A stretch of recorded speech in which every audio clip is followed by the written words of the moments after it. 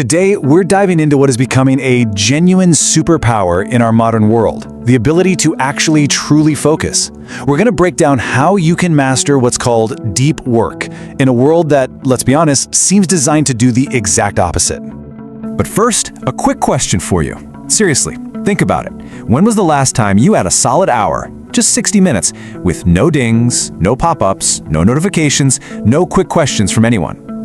If you're struggling to remember, you're not alone. And that's exactly the problem we're going to tackle. So here's how we're going to do it. First, we'll look at what I'm calling the distraction epidemic. Then, we'll get really clear on the difference between deep and shallow work. After that, we'll explore why this is so powerful, the power of focus, before we get into the practical side of how to work deeply. And to wrap it all up, we'll talk about the real end goal, reclaiming your attention. All right, let's kick things off with the distraction epidemic. You know, to win any battle, you have to understand the battlefield. And the reality is, our modern world is pretty much designed to interrupt us at every turn. Think about it. Every app, every website, every device, they're all in a constant war for a tiny slice of your attention. This isn't just a small annoyance anymore. It's a non-stop digital barrage that's fundamentally changing the way we work, think, and even live. So what's the result of all this constant jumping from one thing to the next? Well, our focus gets shattered into a million little pieces. We get to the end of the day feeling absolutely drained, like we've been sprinting all day. But when you look back, what did you actually accomplish? It's that awful feeling of being busy, but not productive. So how do we start to fight back? Well, it all begins with understanding one crucial idea. Not all work is created equal. There are really two main ways we spend our time. First up, you've got deep work. Think of this as your brain in high gear. It's when you're so locked in on something, maybe you're writing a complex piece of code or drafting a really important proposal, that the rest of the world just fades away. This is where the magic happens. This is where you create real, new value. And then you've got the other stuff, shallow work.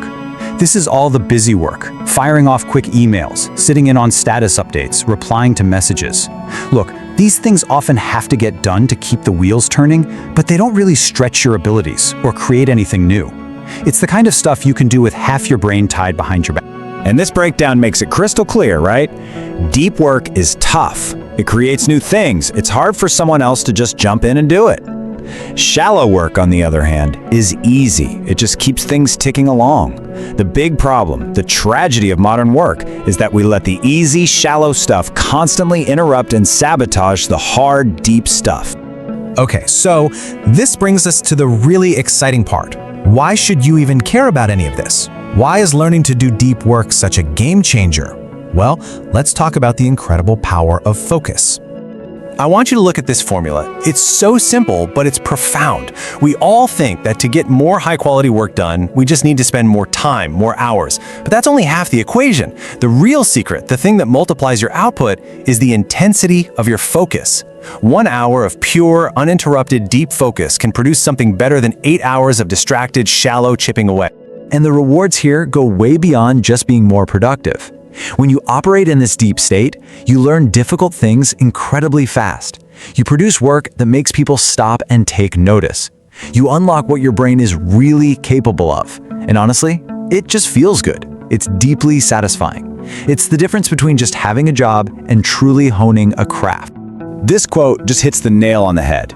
In a world that's getting noisier and more distracted by the second, the few people who can shut all that out and concentrate will have a massive advantage. It's a classic case of supply and demand. The supply of deep focus is plummeting, while the demand for the results it produces is skyrocketing. So let's just call it what it is. This isn't some minor productivity tip or a nice little life hack. The ability to do deep work is arguably the single most critical skill for anyone who wants to thrive, not just survive, in the 21st century economy. All right, so you're on board. You get it. But the big question is, how do I actually do this? It sounds great in theory, but what does it look like in practice? Let's get into 4 different ways you can approach it. And the really good news here is that there's no single right way to do it. You don't have to quit your job and move to a cabin in the woods, unless you want to. The key is to find a system, a philosophy, that actually fits with your life and your personality. So here are the 4 main flavors. First, you've got the monastic approach. This is the most extreme. You basically try to eliminate shallow work almost entirely. Then there's bimodal, where you split your time. Maybe you dedicate a few full days a week to pure deep work, and the other days are for everything else. The rhythmic approach is probably the most popular. It's about building a consistent daily habit. Like every morning from 8 to 9:30, I do deep work, no exceptions. And finally, the most flexible but hardest one is journalistic, where you learn to switch into deep work mode whenever a pocket of free time opens up. And that brings us to our final section, which is really the core of this whole thing. Let's talk about the final challenge, reclaiming your attention. See, this isn't about time management. It's about attention management. It's about making a conscious decision to treat your focus like the incredibly precious, finite, and powerful resource it is. It's the raw material you use to build your career, your skills, and even a meaningful life. So where do you start? Right now, today? It's actually pretty simple. First, just identify what your most important deep work actually is. What's the stuff that really moves the needle?